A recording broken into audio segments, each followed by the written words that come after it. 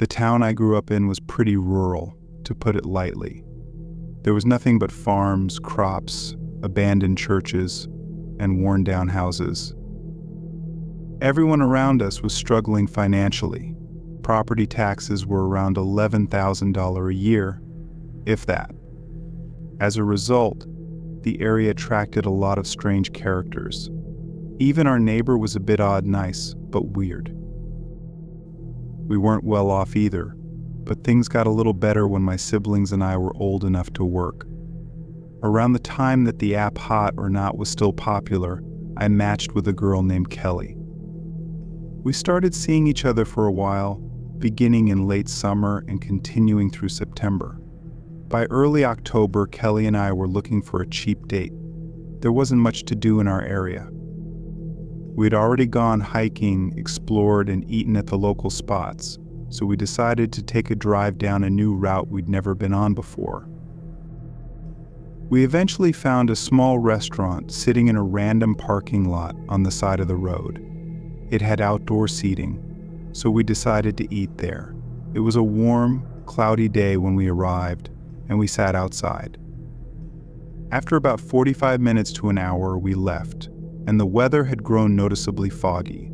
We continued driving down the unfamiliar road, which was desolate, with only open fields and farmland on either side, and occasional patches of trees.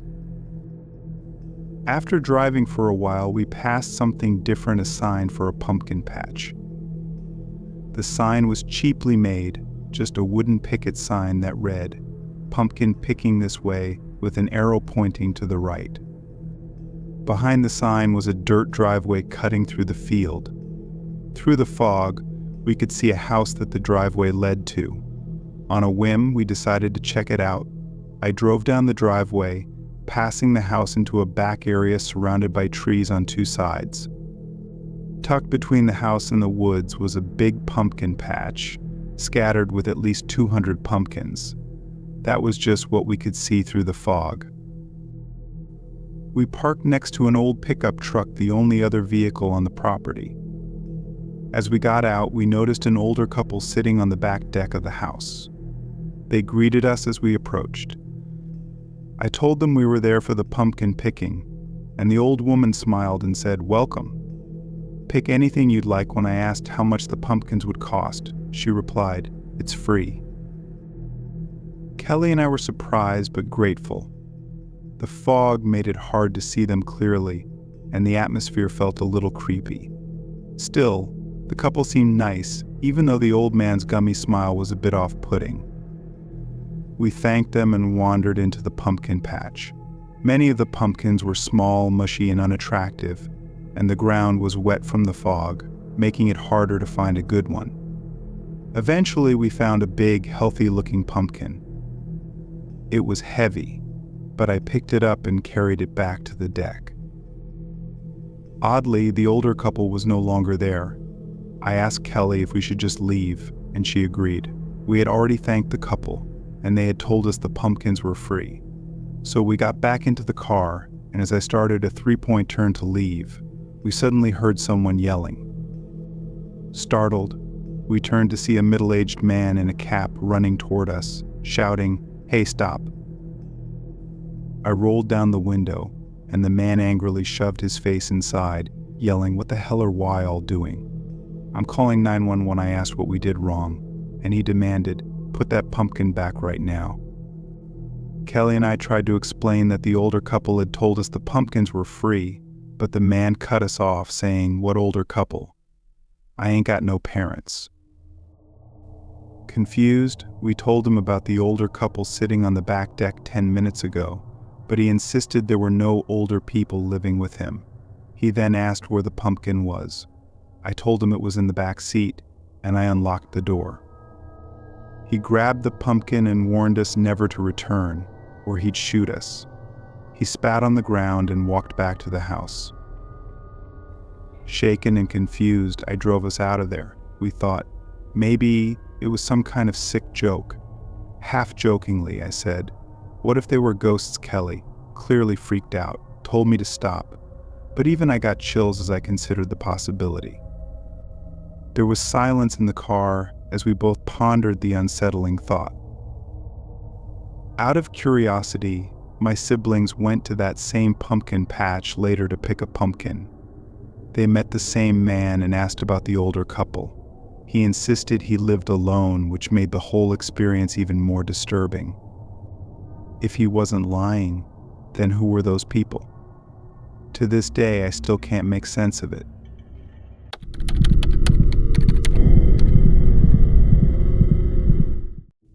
When I was in high school, a group of friends and I decided to explore an abandoned house on the outskirts of our town. The house had always intrigued us. Everyone in the neighborhood knew it was haunted, but no one dared to venture inside. One weekend, fueled by curiosity and teenage recklessness, we decided to check it out. We arrived at the house just before sunset. It was a 2-story building, with cracked windows and ivy crawling up the sides, its wooden doors hanging slightly off the hinges. The house looked like it had been deserted for decades. The air around it was thick with an eerie silence, and the wind seemed to carry whispers of something unknown. As we entered the house, the temperature dropped significantly, and a strong, musty smell filled our noses. The interior was just as dilapidated as the exterior, with old furniture covered in dust, broken glass scattered across the floor, and mold creeping up the walls. We moved cautiously from room to room, trying to suppress our fear while joking nervously to lighten the mood. Halfway through our exploration, we heard a loud thud coming from upstairs. Everyone froze, staring at each other in wide-eyed terror. We debated whether to leave or investigate the sound. Finally, against our better judgment, we decided to head upstairs. The staircase creaked under our weight as we ascended, our flashlights casting eerie shadows on the walls. When we reached the top, we were met with a long, dark hallway. At the end of it, a door was slightly ajar, and we could see a faint light flickering inside. Gathering all our courage, we slowly made our way toward the door. Pushing it open, we found ourselves in what looked like an old bedroom. The furniture was overturned, and the walls were covered in strange symbols we couldn't understand. In the middle of the room stood a rocking chair, rocking back and forth on its own. The room felt unnaturally cold, and a sense of dread washed over us. Suddenly, the door behind us slammed shut. Panic set in, and we tried to open it, but it wouldn't budge. Then, without warning, we heard a voice, a low, guttural whisper that seemed to come from all around us. It was speaking in a language none of us recognized. The rocking chair started moving faster, and the symbols on the walls began to glow faintly. Terrified, we pushed harder against the door until it finally gave way. We ran down the hallway, tripping over each other in our haste to get out of the house. As soon as we stepped outside, the air felt lighter, and the oppressive atmosphere lifted. We didn't stop running until we were far away from the house. That night, we all swore never to go near that place again. We never spoke of what we saw, but we all knew something unexplainable had happened. To this day, I still get chills thinking about that night in the abandoned house.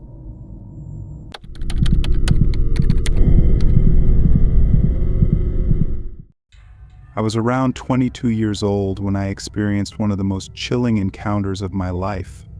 It was a late summer night, and I was returning home after visiting a friend in a nearby town. I had taken this particular train ride dozens of times before, but that night something felt different. The air was unusually still, and a dense fog had settled over the tracks, making it hard to see anything beyond a few feet. I boarded the train just before midnight. The car I entered was completely empty, which was strange given that this route was usually busy even at that hour.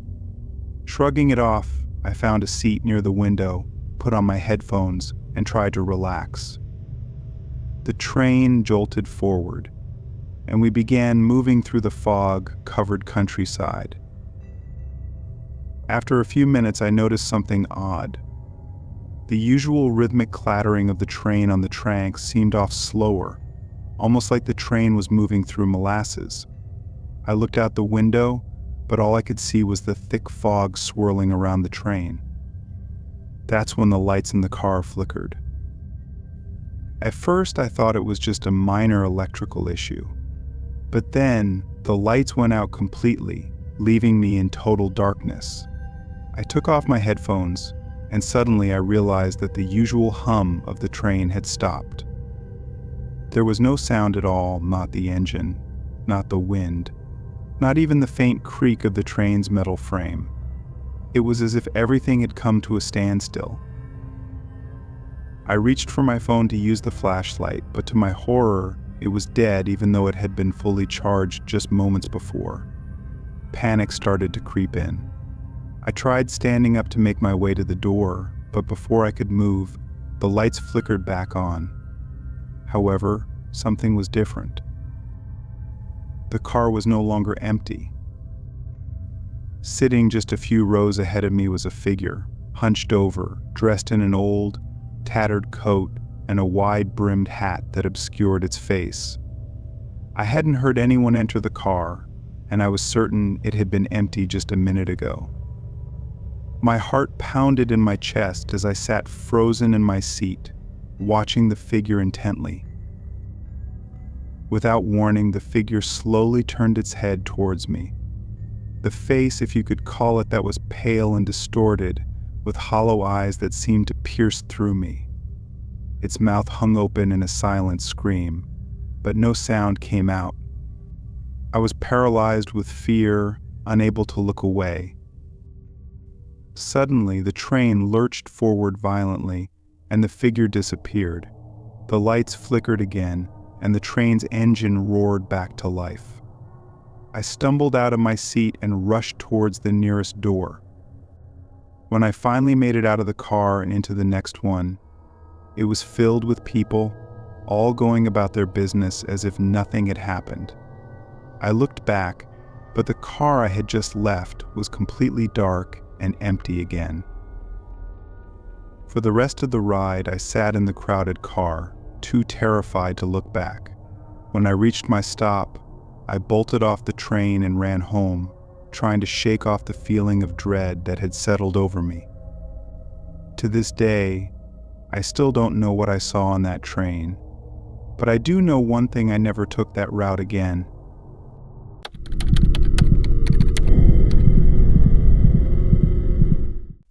For the month of October in 2016, I worked at Party City as a seasonal employee. It was a hectic time due to the Halloween season. Naturally, I was assigned to night shifts on weekdays, as I didn't have early classes. The location where I worked extended its closing hours to 11 p.m. during Halloween. My shift typically started at 5 p.m., and I worked until closing. The rush would die down after 9 p.m., and by 10 p.m., the store would be almost empty, especially on weekdays. On the day in question, I started my shift as a costume grabber. I would receive instructions via walkie-talkie about what costume and size to grab for customers to try on. As the night progressed and the store quieted down, I was assigned to clean the aisles, restock, and move items between the store and the basement. This task became tiring quickly due to the constant trips up and down the stairs. By 10 p.m., there were only 4 of us left in the store: Maria, who worked the cash register; Kyle, who was cleaning and restocking; Ashley, the supervisor; and me. During one of my trips to the basement, I noticed that the lights had been turned off, likely by Ashley. I flipped the switch back on and descended into the basement. While lifting a box of girls' costumes, I heard a thud from the other side of the basement. The basement was a circular room filled with boxes, with a large shelf in the middle. Slowly, I peered around the shelf and saw someone in a white hooded robe and a scary monster mask. Initially, I jumped back, but then I laughed, assuming it was one of my coworkers playing a prank. The person didn't speak, just tilted their head, as if still messing with me. At first I thought it was Ashley, but then I realized this person was too tall to be her. It had to be Kyle. I approached the figure, intending to remove the mask, but they backed away. I glanced down and saw dirty, heavy work boots that I knew Kyle wasn't wearing. A chill ran through me. I hurried back upstairs, avoiding the appearance of panic, and went straight to Ashley, who was chatting with Maria near the register. I asked where Kyle was, and he called out from a nearby aisle. Panic set in as I realized the person in the basement wasn't Kyle. I told Ashley that someone in a costume was in the basement, but they didn't belong there. Kyle and Ashley accompanied me to the basement to investigate, but like a cliché horror story, the person was gone. There was a back exit in the upstairs costume room, used for unloading shipments. It was possible the intruder had slipped out through there. Ashley sped through the security footage, but no one had entered the costume room except for me. Unfortunately, there wasn't a camera in the basement or the costume room itself to capture any further evidence. Part of me thought it was still a prank, but I had a job to do. I had to return to the basement and finish stocking the costume room. When I returned, I picked up the box of girls' costumes again and made my way to the stairs.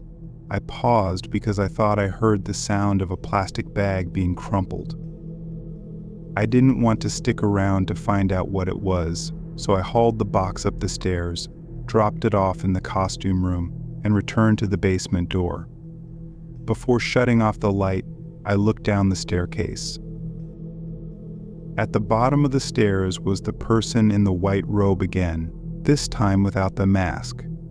I saw his face smiling up at me. I slammed the door shut and ran to Ashley and the others, screaming for help. They rushed to the costume room, but the back exit was wide open, and the basement door had also been left ajar. Whoever the person was, they were gone for real this time. The one security camera outside didn't capture anything, and I never found out if the intruder had stolen anything beyond the costume. I'll never know if it was just an elaborate Halloween prank or if he had more sinister intentions, but I treated the situation like my life was in danger.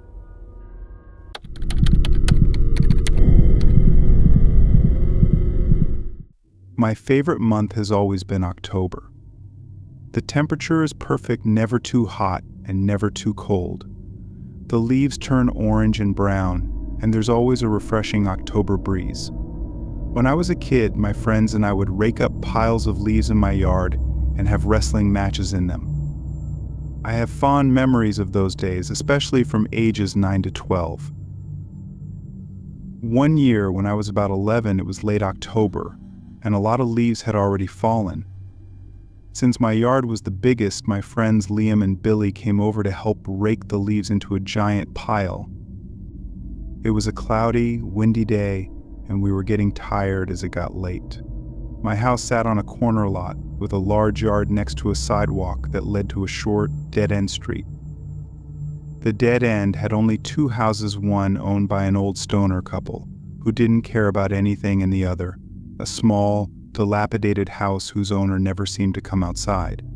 This meant we could be as loud as we wanted without bothering any neighbors. We wrestled in the leaf pile for about half an hour before heading inside for snacks and video games. After some time, Billy and Liam wanted to go back outside for another wrestling match. We called it a triple threat match and pretended we were WWE wrestlers. By the time we went back out, it was nearly dark. The streetlight near the dead end lit up part of my yard, giving us just enough light to see. Right away, we noticed there were fewer leaves in the pile. We tried wrestling again, but the pile was too spread out, so we grabbed our rakes and began rebuilding it. As Liam raked, he discovered a long, oddly shaped pile of leaves. He called us over, saying there was something underneath. We helped him clear the leaves and screamed when we uncovered a grown man hiding beneath the pile. We froze, unsure whether to laugh or run. Was this some kind of Halloween prank? The man's face was still covered, so Billy dared Liam to expose it.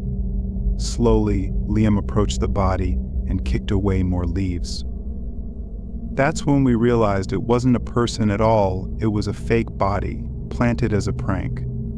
But by who? Our question was answered when we noticed a man hiding in the bushes nearby. We shouted. We see the man, laughing, stepped out. He was older, probably in his 60s, and looked creepy. He had bulging eyes, crooked teeth, and was breathing heavily. He said he planted the fake body there because he always watched us play in the leaves and thought it would be funny. His comment about always watching us sent a chill down my spine. Liam tried to be polite, but I felt uneasy. I told my friends, "Let's go inside," and we left the man standing there.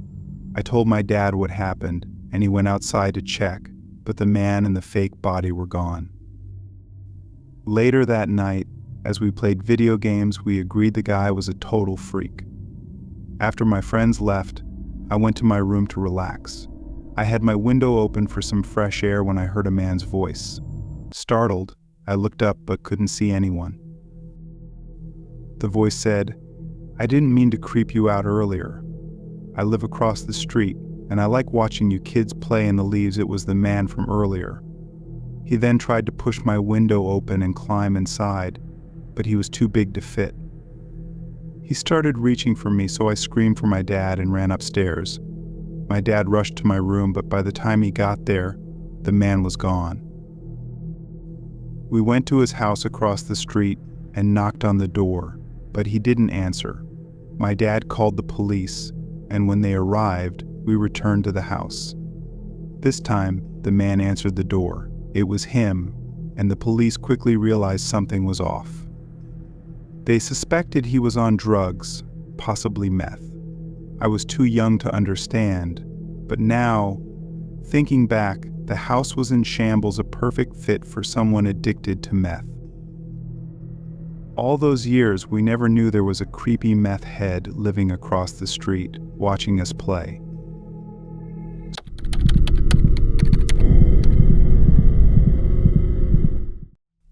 In October 2016, I was working the Halloween season at Party City.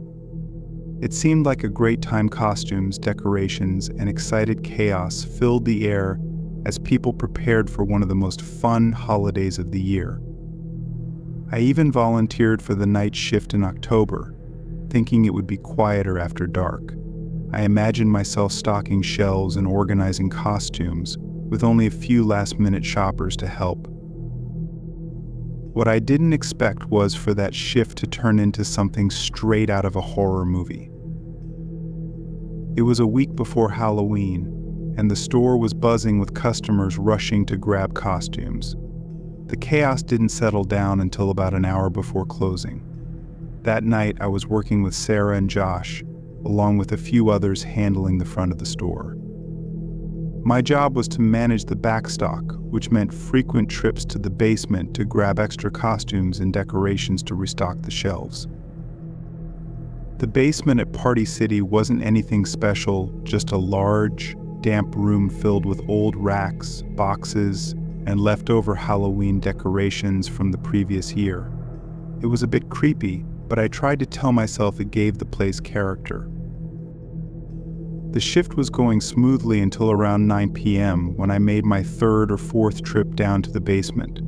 I was grabbing boxes of fake cobwebs and plastic spiders when something caught my eye. At first I thought it was just a shadow, maybe the way the light hit one of the Halloween decorations. But when I looked directly at it, my stomach dropped. Someone was standing at the far end of the basement near the old storage racks. The figure wore a long white hooded robe and a mask that covered their entire face. The mask was smooth and featureless, just a blank, white face staring back at me. I immediately thought it was Josh playing a prank. He was known for messing around, especially during Halloween. "Nice try, Josh. You're not scaring me," I called out. There was no response. The figure remained still, staring at me. I laughed, thinking he was committed to the joke. I grabbed my boxes and started walking toward the stairs, glancing back at the figure every few steps. It hadn't moved. Something felt off. The robe wasn't one of ours, and the mask, it wasn't one of the cheap plastic ones we sold. It looked too detailed, too real. Halfway up the stairs, I stopped and turned fully toward the figure. Okay, seriously, Josh, it's late. Let's not do this. Still nothing. Just silence. I was getting annoyed now. I set the boxes down and took a step toward the figure, ready to pull off the mask and end the joke. But as soon as I moved, the figure stepped back into the shadows, disappearing behind the storage racks. I froze. If it were Josh, he would have said something by now, or at least laughed. But there was no sound, no footsteps, no rustling of the robe, just silence. Josh, I called out again, but my voice sounded shaky now. I walked slowly toward the spot where the figure had vanished. The hairs on my neck stood on end. I peered around the corner of the storage rack, fully expecting to see Josh crouch down, ready to spook me. But there was no one, just dusty old boxes and leftover Halloween decorations. I took a deep breath, telling myself it was nothing. Maybe Josh had slipped out when I wasn't looking. Or maybe my mind was playing tricks on me. I turned to head back to the stairs. Then, the figure was back. This time it stood much closer, in the same spot near the old storage racks. It hadn't made a sound. No footsteps, no rustling of the robe, just silence. My mouth went dry. "Who are you?" I demanded, my voice shaky. Still no answer. I backed toward the stairs, my eyes locked on the figure. With every step, I expected it to rush at me. But it didn't move, it just stood there watching. At least I assumed it was watching. The mask made it impossible to tell if there were eyes behind it. When I reached the stairs, I grabbed the handrail and bolted up 2 steps at a time, slamming the door shut behind me. I just wanted to get back to the front of the store where the lights were brighter and other people were around. Sarah was behind the counter, restocking candy. "You okay?" she asked, noticing my panicked expression. "Did anyone go down to the basement?" "No," I blurted out, my voice more frantic than I wanted it to be. "Why?" I opened my mouth to explain, but I didn't even know where to start. Telling her about a hooded figure in a mask standing silently in the basement sounded insane, even to me. "Never mind," I muttered, brushing it off. "It's probably just Josh messing around." Sarah raised an eyebrow. "Josh left an hour ago." My heart sank. I stared at her, trying to process what she had just said. If Josh wasn't in the basement, then who or what had I seen? Before I could say anything else, a faint creak echoed from the basement door. Both Sarah and I turned toward the stairwell. The door, the one I had slammed shut, was now slightly ajar. "I locked that," I whispered, more to myself than to Sarah. Her eyes widened. She took a step back, reaching for her phone. What the hell is going on? The basement door creaked open a little wider. Then we saw it. The figure stood halfway up the stairs.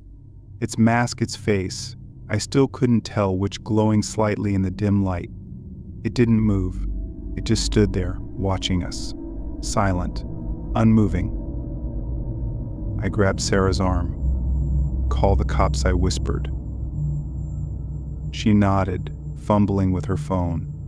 But before she could dial, the figure stepped back into the shadows, disappearing into the basement again. The door creaked shut behind it. We stood there, stunned, not knowing what to do next. Finally, our manager Greg arrived. We told him what happened, but he just laughed it off, saying it was probably teenagers trying to scare us. But Sarah and I knew better. This wasn't a prank. Something, or someone, was down there that shouldn't have been. Greg eventually called the police, just to be safe. 2 officers showed up and checked the basement, but they found nothing. No signs of forced entry, no footprints, no evidence that anyone had been there. They wrote it off as a Halloween prank gone too far. I quit the next day.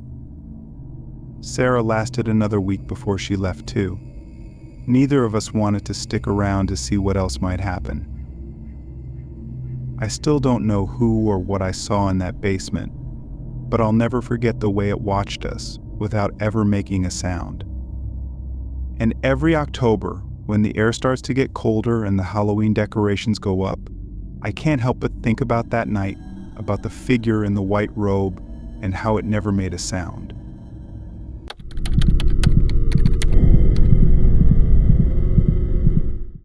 Growing up in a small town, there wasn't much to do, especially once the weather turned cold. But every October, a massive pile of leaves would magically appear in old Mr. Keller's front yard. It became the center of our fall afternoons. That pile, made of crisp fallen leaves from the giant maples that lined the street, was our playground. As long as we didn't ruin the rest of his yard, old Keller never said a word. Sometimes we'd see him just standing in the window, watching us silently from behind those dusty curtains. At the time, it didn't seem strange at all. There were 4 of us who practically lived in that pile: me, Tommy, Ryan, and Jess. We weren't little kids anymore, we were in middle school, but there was something about that leaf pile that brought us back to simpler times. After all, in our small town, the simple things were the best things, and nothing seemed like it could ruin that. It was a Saturday afternoon, and the air had a bite to it, the way it always does when fall creeps closer to winter. We had just finished a game of street football, and our jerseys were sticking to us with sweat. There it was, the giant mound of leaves, just waiting for us to dive in. Mr. Keller must have raked all morning to get it that big. It stood taller than some of us, like a colorful mountain of autumn. "Last one in's a loser," Tommy yelled, already sprinting toward the pile. Without thinking, we all took off running full speed into the leaves. The pile exploded in every direction, leaves raining down like confetti. We dove in, tossing handfuls at each other, laughing until we couldn't breathe. It was like being little kids again, rolling around without a care in the world. We buried each other in the leaves, disappearing under the colorful blanket, then leaping out like monsters, roaring and tackling one another. This went on for nearly an hour until we were completely exhausted. As the sun began to set, the laughter died down, and we lay in the leaves, catching our breath. It was the kind of peaceful, quiet moment that only comes after hours of carefree fun. That was when I first noticed it, a soft rustling sound. At first I thought it was just the wind, but then I realized it wasn't coming from the trees. It was coming from the pile. I sat up and looked around. Jess was lying back, staring up at the sky with her arms outstretched. Tommy was poking Ryan with a stick, trying to start another fight.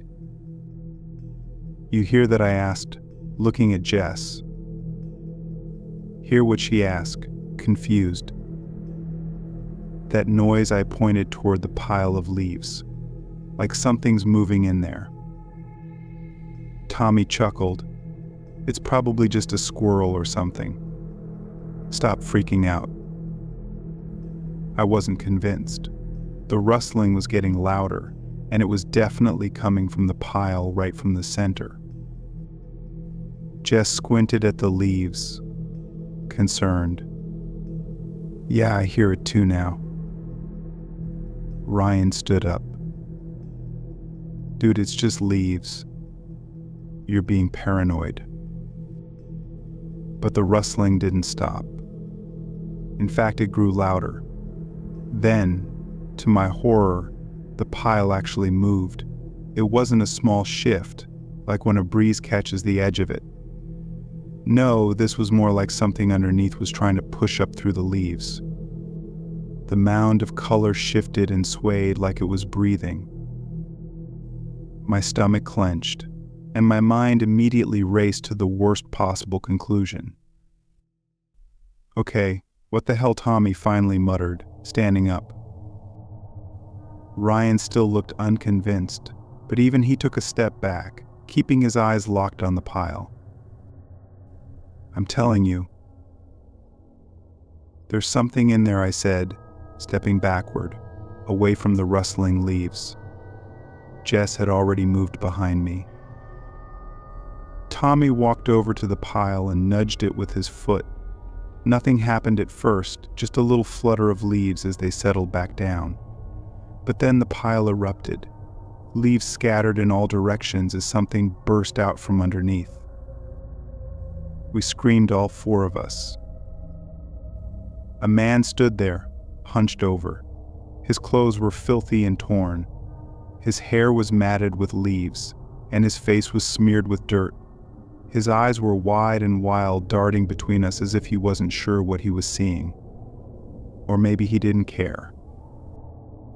For a few seconds, no one moved, no one spoke. It was like we were frozen in place, staring at this thing that had just emerged from our leaf pile. Then the man spoke. "I've been watching you." That's when I ran. I didn't stop to think. I didn't even look back. I just ran, sprinting down the street. I could hear Jess's footsteps right behind me. Tommy stayed.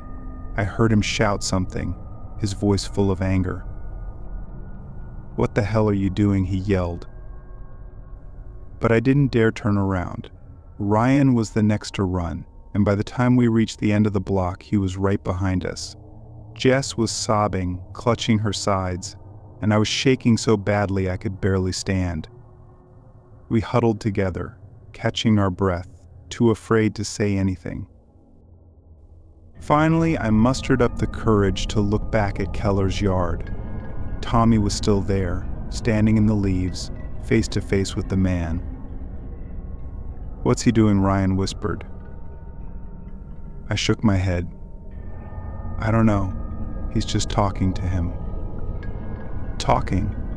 We have to get him out of there." But before any of us could move, the man took a step closer to Tommy, leaning down until their faces were inches apart. Even from a distance, I could see the tension in Tommy's body, the way his fists clenched at his sides. Then, without warning, the man laughed. He straightened up and turned his back on Tommy, walking slowly toward the edge of the yard. For a brief moment it seemed like everything was over, that this nightmare was just some twisted prank. But then, just as the man reached the bushes at the edge of Keller's yard, he stopped. He turned around, his eyes locking onto us from across the street. "I'll be seeing you." With that, he disappeared into the bushes, leaving the four of us standing there, trembling and confused. Tommy walked over to us. "He's gone," he said simply. "What did he say to you?" Jess asked, her voice shaky. Tommy shrugged, his eyes still fixed on the spot where the man had disappeared. "Nothing important. He's just some weirdo." But there was something in Tommy's voice, something that made me think he wasn't telling us the whole truth. I didn't push it though. None of us did. We were just glad to be away from that man. We spent the rest of the afternoon at my house, trying to make sense of what had happened. Ryan suggested we call the cops, but Tommy shot that down immediately. What are we going to tell them? That a crazy guy popped out of a leaf pile. They'll laugh us off the phone. Jess nodded, still shaken. "I just want to forget about it." So that's what we did. We didn't talk about it again, not for the rest of the weekend, and not in the weeks that followed. But something had changed after that day. We stopped playing in the leaves. We stopped going near Keller's yard altogether. We found other things to do, other places to hang out. But every time I walked past Mr. Keller's house, I couldn't help but look at the pile of leaves, thinking I'd see that man again, hiding beneath the surface, waiting. He never came back. Not that we saw anyway. Who was he? Why was he there? And most importantly, what was he planning to do? The memory of that day still haunts me even now.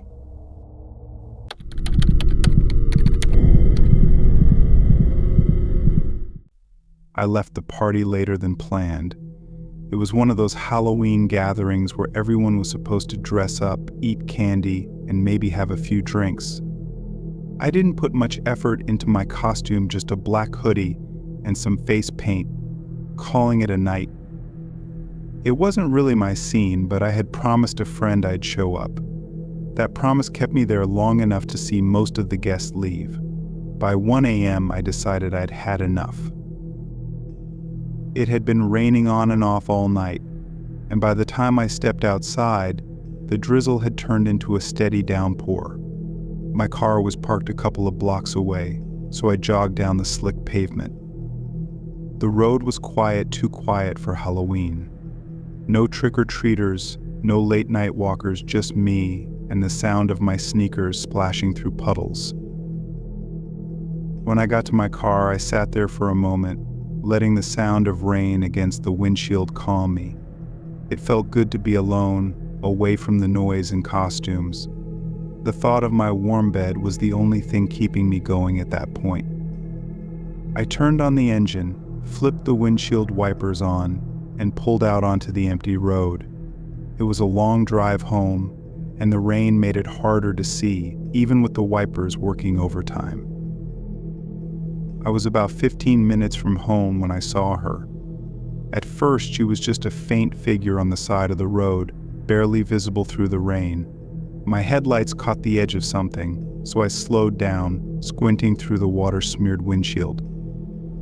There she was, a girl walking along the side of the road, no umbrella, soaked to the bone. She wasn't dressed for the weather at all. A light, pale dress clung to her body, and her long, dark hair hung in wet strands over her face. It wasn't just her presence in the middle of nowhere during a rainstorm that made me uneasy. It was the way she moved, slowly, as if she wasn't in a hurry to get anywhere. Instinctively, I pulled over. I lowered my window just a crack, enough for my voice to get out. "Hey, are you all right?" She stopped and turned towards me. Her face was shadowed by the rain and the angle of the headlights, but I saw her hesitate. "Do you need a ride?" I asked, trying to sound reassuring. The rain was coming down harder, and leaving her out there didn't feel right. There was a long pause before she nodded. I unlocked the door, and she slipped into the passenger seat without a word. The smell of rain filled the car as she sat down, dripping water onto the seat. I glanced at her out of the corner of my eye. She stared straight ahead, hands resting in her lap, fingers pale and slender. "Where are you headed?" I asked as I pulled back onto the road. She was silent for a moment, almost like she hadn't heard me. Then, in a voice so soft I could barely hear her, she said, "Just up the road." Her answer didn't feel right, but I kept driving. "All right, I'll drop you off wherever you need." We drove in silence after that. I kept sneaking glances at her, trying to make sense of her. The dim light in the car didn't help, but something about her presence felt unsettling. Her dress was too light for the weather, her hair was a tangled, wet mess, and she barely moved her head, tilted slightly downward, as if lost in thought. After a few minutes, I broke the silence again. "Were you coming from a party or something? I didn't expect to see anyone walking around here this late." She didn't respond right away. When she did, it felt like she wasn't really answering the question. "I've been walking for a while." That was it. Nothing more. A knot tightened in my stomach. Something was wrong, but I couldn't pinpoint what it was. I decided to drop the conversation. If she wanted to stay quiet, I wasn't going to push her. We drove for a few more minutes, and the rain got worse. My headlights barely cut through the downpour now, and the road felt even more isolated. No houses, no signs, just dark trees pressing in from both sides. "Is it much farther?" I asked, trying to shake the growing unease gnawing at me. The rain beat down harder, and I could barely see the road ahead. I flicked on the high beams, hoping for better visibility, and then I saw it up ahead. At the end of the road was a cemetery. The sight of it hit me like a punch to the gut. I hadn't driven this way in years and had forgotten about it entirely. But there was the old cemetery, its rusted gate barely visible through the rain. My skin prickled.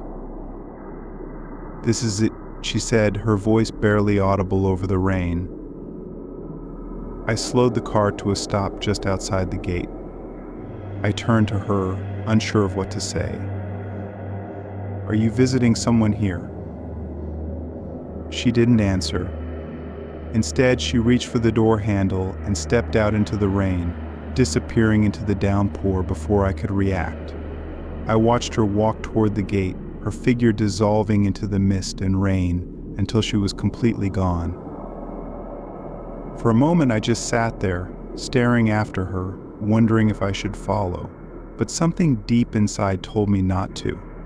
Something whispered that I didn't want to know what she was doing out there, that I shouldn't get involved. After a long moment, I put the car in reverse, turned around, and drove away from the cemetery.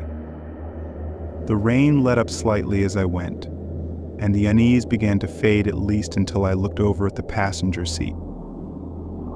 It was dry. Completely dry. I tried to make sense of it. There had been no trace of her, no wet seat, no water dripping onto the floor, nothing. It was as if she had never been there at all. I kept driving, my thoughts racing. Who was she? Why was she out there, walking toward the cemetery in the middle of the night? And more importantly, was she even real? The road stretched out ahead of me, dark and empty. But deep in my mind, I knew something about that night wasn't right, and it would stay with me long after the rain stopped.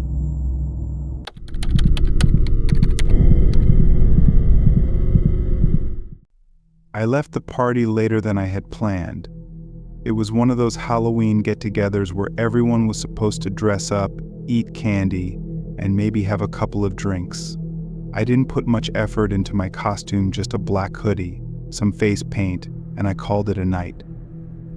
It wasn't my scene anyway, but I had promised a friend I'd show up. That promise kept me there long enough to see most people leave.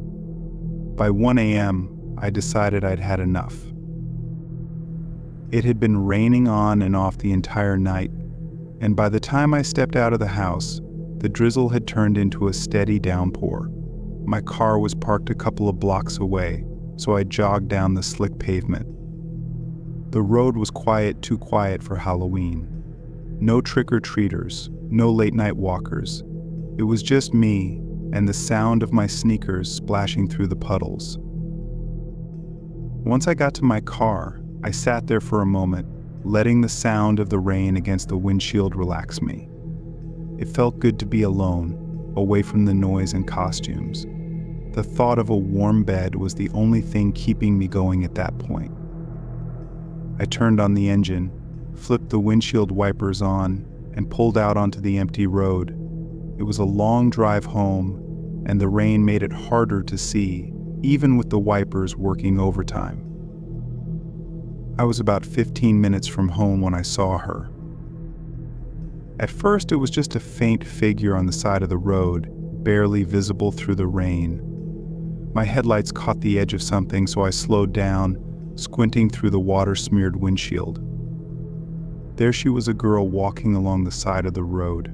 She had no umbrella and was soaked to the bone. She wasn't wearing anything that made sense for the weather alight. Pale dress clung to her frame, and her long, dark hair hung in damp strands over her face. It wasn't just the fact that she was out in the middle of nowhere in the rain that made me uneasy. It was the way she walked slowly, like she wasn't in a hurry to get anywhere. Instinct kicked in, and I pulled over. I lowered my window just a crack, enough for my voice to get out. "Hey, are you all right?" She stopped and turned toward me. Her face was shadowed by the rain and the angle of the headlights, but I could see her hesitate. "Do you need a ride?" I asked, trying to sound reassuring. The rain was coming down harder now, and the thought of leaving her out there alone didn't sit right with me. There was a long pause before she finally nodded. I unlocked the door, and she slipped into the passenger seat without a word. The smell of rain filled the car as she sat down, dripping water onto the seat. I looked at her out of the corner of my eye. She was staring straight ahead, hands resting in her lap, fingers pale and slender. "Where are you headed?" I asked, pulling back onto the road. She was quiet for a moment, almost like she hadn't heard me. Then, in a voice so soft I could barely make it out, she said, "Just up the road." That answer didn't quite feel right, but I kept driving. "All right. I'll drop you off wherever you need." We drove in silence after that. I kept sneaking glances at her, trying to make sense of her. The dim light inside the car didn't help, but there was something unsettling about her presence. Her dress was odd for the weather, completely impractical. Her hair, matted and wet, looked like it hadn't been washed in days. Her stillness unnerved me. She barely moved, her head tilted slightly down as if she was lost in thought. After a few minutes, I broke the silence again. "Were you coming from a party or something? I didn't expect to see anyone walking around out here this late." She didn't respond right away, and when she did, it was almost like she wasn't answering the question at all. "I've been walking for a while," she said. That was it, nothing more. I felt a knot tighten in my stomach. Something was wrong, but I couldn't put my finger on it. I decided to drop it. If she wanted to keep quiet, I wasn't going to push her. We drove for a few more minutes, and the rain seemed to get worse. My headlights barely cut through the downpour now, and the road felt even more isolated. No houses, no signs of life, just dark trees pressing in from both sides. "Is it much farther?" I asked, trying to shake the growing unease gnawing at me. She lifted her head slightly and finally turned to look at me. Her face was pale, her eyes wide but distant, like she was looking through me rather than at me. "Just keep going," she whispered. The rain beat down harder, and I could barely see the road ahead. I flicked on the high beams, hoping for better visibility. Then I saw it up ahead. At the end of the road was a cemetery. The sight of it hit me like a punch to the gut. I hadn't driven this way in years and had forgotten all about it. But there was the old cemetery, its rusted gate barely visible through the rain. My skin prickled. "This is it," she said, her voice barely audible over the rain. I slowed the car, bringing it to a stop just outside the gate. I turned to her, unsure of what to say. "Are you visiting someone here?" She didn't answer. Instead, she reached for the door handle and stepped out of the car, disappearing into the downpour before I could react. I watched her walk toward the gate, her figure dissolving into the mist and rain until she was completely gone. For a moment, I just sat there, staring after her, wondering if I should follow. But something told me not to. Something deep inside whispered that I didn't want to know what she was doing out here, that I shouldn't get involved. After a long moment, I put the car in reverse, turned around, and headed back down the road, away from the cemetery. The rain let up slightly as I drove, and the unease began to fade at least until I looked over at the passenger seat. It was dry. Completely dry. I tried to make sense of it. There had been no trace of her. No wet seat. No water dripping onto the floor. Nothing. It was as if she had never been there at all. I kept driving, my thoughts racing. Who was she? Why was she out there, walking toward the cemetery in the middle of the night? And more importantly, was she even real? The road stretched out ahead of me, dark and empty. But deep in my mind, I knew something about that night wasn't right, and it would stay with me long after the rain stopped.